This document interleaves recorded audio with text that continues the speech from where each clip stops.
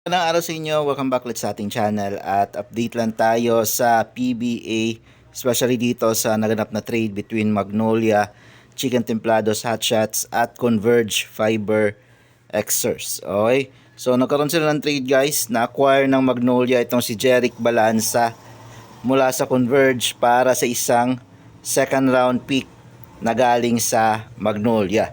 Okay, so tama yung narinig niyo dyan guys, second round pick lang yung pinakawalan ng Magnolia kapalit nitong si Jeric Balanza. And in-approve naman yan ng PBA Commissioner. Okay, so alam naman natin na itong Converge is nasa bottom ng standings and nagre-rebuild nga sila, nag-aanda sila sa rebuilding stage para next season.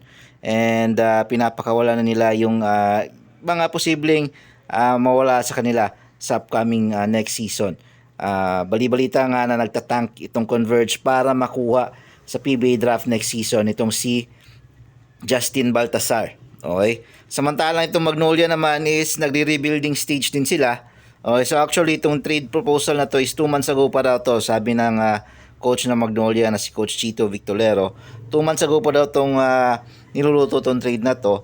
Okay, pero hindi pa daw dito natatapos yung pagre-rebuild ng Magnolia kasi ayon dito sa head coach ng Magnolia, big man nga raw yung kanilang target talaga or kailangan. Dahil may mga injured players nga itong Magnolia, sina Aris Junicio at Rom De La Rosa. And ito si Jeric Balanza, is guard to guys.